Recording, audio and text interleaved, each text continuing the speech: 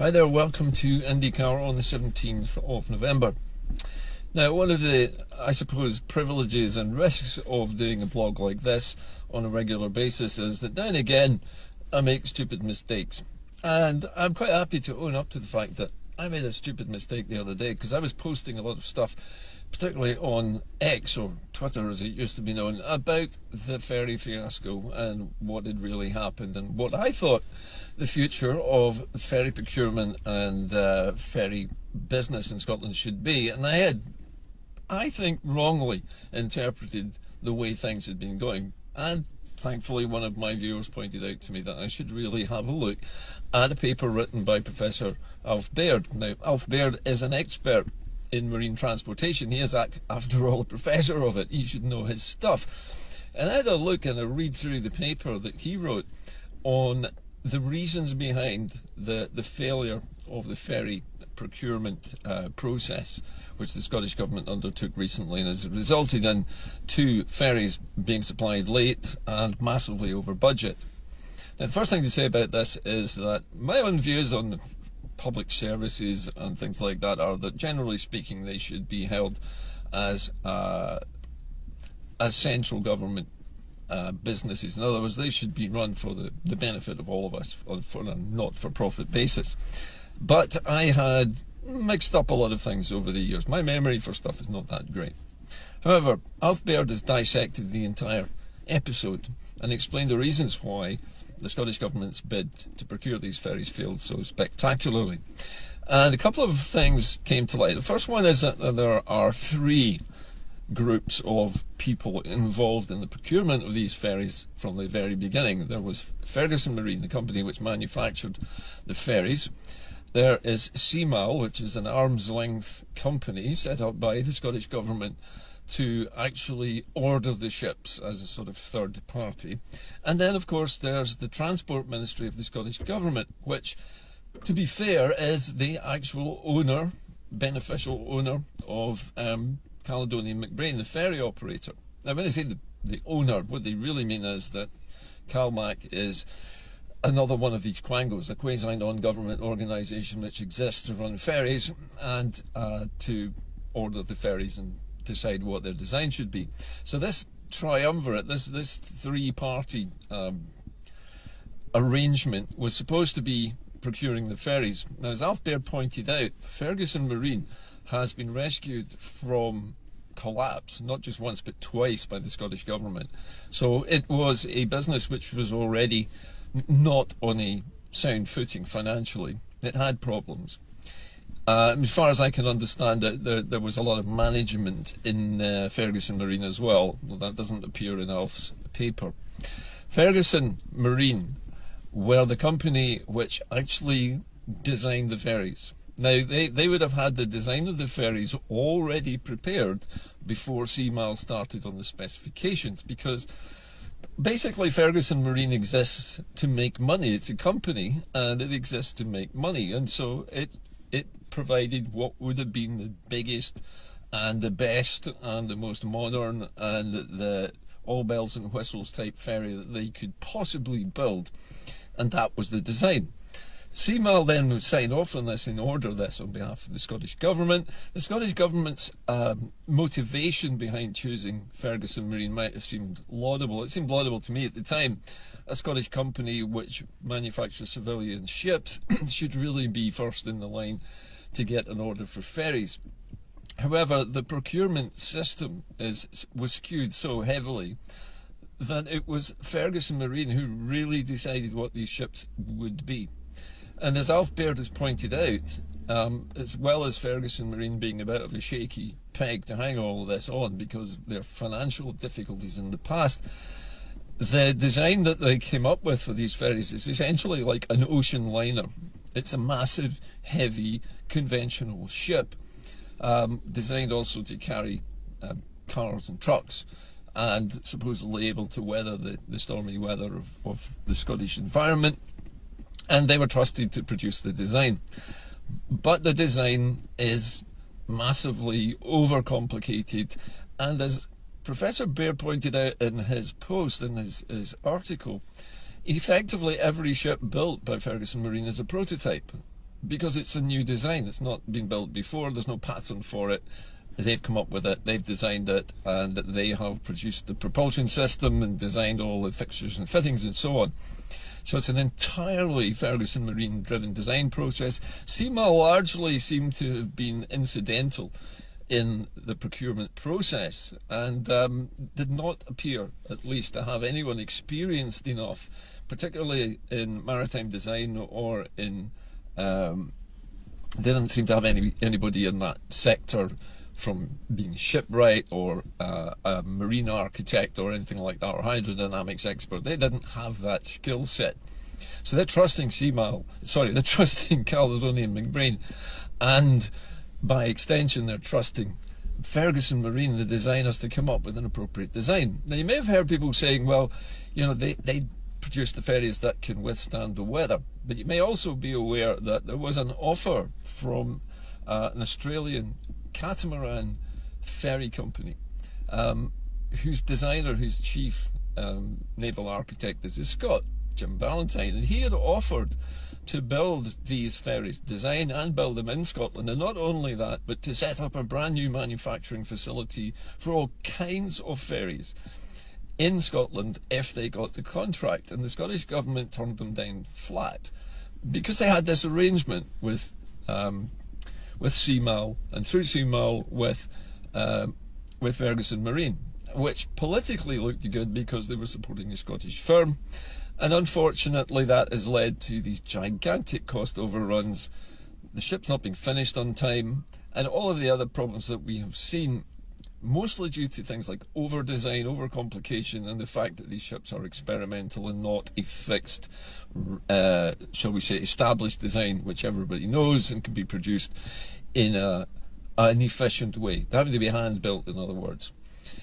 Now, Ballantyne's suggestion for catamarans was at first poo-pooed by many people who said that they wouldn't withstand the rough conditions in the seas of Scotland. However, you have to remember that Ballantyne's catamaran ferry company in Australia designs offshore ferries which take passengers and cargo and cars from Australian mainland to Tasmania through the Tasman Sea and the Southern Ocean, which has some of the largest waves in the bit of anywhere on the planet. There is nothing wrong with the design. There is nothing wrong with the design of these catamarans. They would fit perfectly into the Scottish climate. In fact, they'd probably take it with ease. And the other thing is, these catamarans are much lighter, they're much faster, they're more stable, and they can carry more per unit of tonnage. They're bigger, lighter, and faster, basically.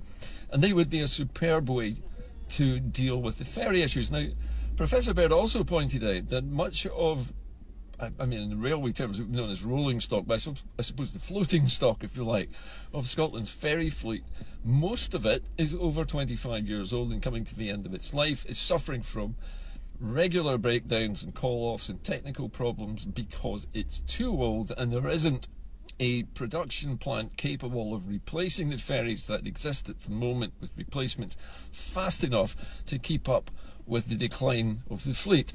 And that is something which Ballantyne's offer would have addressed. There would have been a throughput of specific designs, specifically designed for certain routes, certain conditions, lengths of journey, types of sea state, and so on. These things could have been sorted. Now, he also says that there are one or two smaller ferry operators, private companies, who operate ferries in Scotland quite successfully and who manage to keep to timetable and do not suffer the same levels of breakdowns and so on that the CalMac system does. Now, CalMac has a very good efficiency rating in terms of its overall performance, but it is running with a lot of outdated shipping, with a lot of outdated equipment, engines and so forth, that need regular maintenance, regular breakdowns and technical difficulties. There needs to be a support industry to feed into basically the ferry systems of Scotland, because they are essential to life on the Highlands, in the Highlands and on the islands of Scotland, in order to keep these links in place so that people can live on the islands. Because if those ferries are not reliable enough, the tourists are not going to show up and so the economy is going to suffer, but also the people who live there can't get supplies that they need. So it's essential that we have a home-built ferry system and a factory which can produce ferries of all sorts of different shapes and sizes, but perhaps based on similar design concepts to those of Ballantyne, who's an experienced and highly successful man in his own field. So I guess what I'm saying to you here is that we're suffering from a kind of bureaucratic kludge. In other words, we have a very inefficient nationalised system for manufacturing ferries, which involves the use of a company which is always teetering on the brink of bankruptcy, makes experimental ships, and then finds that it can't produce them for the cost that they said. And the Scottish Government seems incapable of making a decision in the longer term. This, I believe, although I'm not quoting Alf Baird here, but my own interpretation is the Scottish Government saw this as a political move that would look good because it would support the Scottish business. And in that sense, it was done for the right reasons, but it didn't look far enough ahead. Establishing a new ferry industry with an established player, even if they are from Australia, but a Scottish designer who knows what the Scottish ferry system needs, and offering to relocate an entire new manufacturing plant to Scotland if they got the contract is an enormous offer. And why it was turned down is a mystery. But it seems that unless the Scottish Government's Ministry of Transport changes its approach and starts looking longer term at the supply of regular new ferries to what is an essential service for everyone who lives on the Highlands, or in the Highlands and on the islands of Scotland to the west and the north and everywhere else in between, there can't be any real change in the situation. We're going to constantly see stories of ferries being delayed or cancelled or breaking down or whatever. And that could have been done away with by simply coming up with a better way of manufacturing ferries more quickly, more cost effectively, and being able to design them for all sorts of different types of environments and at different scales for different types of islands. So I was wrong in a way. And I was wrong in the fact that I believed that a government-controlled ferry procurement system was the best idea. I don't think it was the best idea in this case, and I think that's been proved by the fact that it went so badly wrong.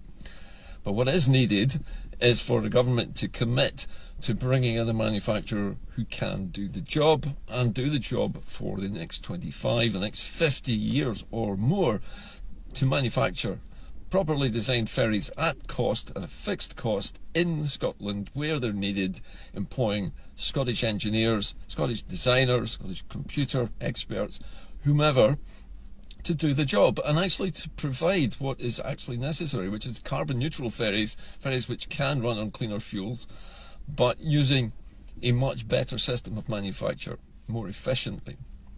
So that's the rant over. My apologies for my gaffe of assuming that a publicly owned ferry procurement system and ferry company was the best way of doing this. It may well not be. Some kind of hybrid is probably going to be better. Anyway, moving on, the final part of my programme today is something which came up in a meeting I had just the other day with some other activists. We were talking about the British television's coverage of the space programme in the UK. Now, the space programme in the UK, incidentally, as far as launching things is concerned, is all based in Scotland. And the BBC has chosen to highlight the Saxavord launch facility, which I believe is in Sutherland, as being the be-all and end-all. This is the British launch area. This is where all British launchers are going to fire from and put satellites into orbit from the UK. Except that the only instances of any launching company being ready to launch anything that they actually mentioned were foreign companies from Europe who were manufacturing launch vehicles to launch at this facility, which incidentally has been largely paid for with American money from Lockheed Martin, who are a weapons manufacturer as well as an aerospace company. So the British state has obviously got something else in mind for Saxavord. I mean, they don't invite a company the size of Lockheed Martin as a partner into something like that unless they have something in mind. And all the time failed to mention anything about the nascent Scottish space programme. Two Scottish launcher companies exist which are almost ready to launch their first orbital class prototype rockets from Scottish soil, neither of which was mentioned. Orbex from Forres, I think they are, in Murray, and Skyrover based in Edinburgh. Both companies developing very different types of rockets that run on different fuels, both of which are more green, I think you could say, than most rocket launching systems. Both about ready to go with their first actual launches. Neither of them mentioned, and neither did the BBC mention anything about the massive satellite manufacturing capability that exists in Glasgow. What used to be called Clyde Space, I'm not sure what they're now called, but they are now the biggest satellite manufacturer by volume in Europe, and they're based here in Scotland. Didn't get a mention. As far as they were concerned, mentioning the fact that a couple from Sutherland had sold this plot of land and they'd built a concrete launch pad and somebody was going to launch a rocket made in Europe, for heaven's sake, and this was all part of the British space programme, just seemed laughable when we have two indigenous rocket companies ready to launch Scottish-built, Scottish-designed rockets in Scotland, and they're almost ready to go, and they didn't even get a look in. This is all part of the British Broadcasting Corporation's efforts to airbrush anything good from Scotland, technological or otherwise, out of existence so that we never hear about it and we don't know about it. But these things exist and they're ready to go, and they see no publicity whatsoever from the British state propaganda media of the BBC, nor from the newspapers. It's all been specifically angled so it sounds like a British effort, but if you look at the small print, nothing that's happening at the Saxford spaceport has got anything to do with either Britain, in the larger sense of the word, or even Scotland. According to them, there don't appear to be any Scottish launch companies, even though there are two ready to go. Even though there is a massive satellite manufacturing facility in central Scotland, never gets a mention. It's not British enough. So these are the things that are being concealed from us. I think in retrospect, looking at both of today's stories, there's two things I would take away from this. One is, I can never assume that I know everything about everything, or even anything about something, that I'm always going to make mistakes. So, over my apologies for making an assumption that a publicly owned ferry company was a good idea, plainly hasn't been, and something better needs to be done. And Ballantyne's offer of manufacturing these ferries, which he has designed and sold successfully from the business in Australia, setting up a brand new manufacturing plant in Scotland, seems like a win-win as far as inward investment is concerned. And believe it or not, had it been done, even though they would have had to set up a new manufacturing plant to build the ships, they would probably still have had the ships before the current two, which are still not ready, even actually were commissioned. Just simply because of the length of time and the number of catastrophes and mishaps, miscalculations, blunders and mistakes that were made in the procurement process before any of that had happened. This deal could have been done and we could have had a manufacturing facility for all ferries already here, operating here, Scottish employer, with Scottish employees, with Scottish businesses feeding into it as well. If anyone had had the foresight to actually swallow the pride and admit they were wrong and say, yeah, I think this is what we should do. Anyway, I'm kind of annoyed, as you can tell, about what happened there.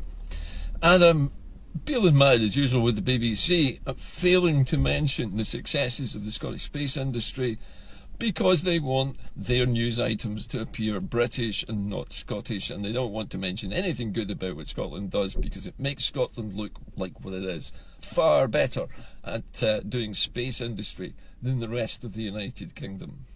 That's it from me today. Have a great weekend. I'll hopefully see you soon. Speaking of space, I'm looking forward to hopefully Elon Musk finally launching his monster rocket, the Super Heavy Starship, tomorrow. There seem to have been some technical problems with today's efforts to launch, but this is going to be some spectacle if it goes off tomorrow. In the meantime, have a great weekend, keep the faith, and remember that, while there's not much happening politically, there are lots of people across Scotland who care very deeply about the things that our own government has been getting wrong. And despite what I published recently about CMal, sharing most of the blame for the problems with the ferry contract, I was plainly wrong. There was far, far more to it than just that. Anyway, that's it for me today. I will see you again soon, hopefully, perhaps on Sunday, although I got quite a busy day on Sunday.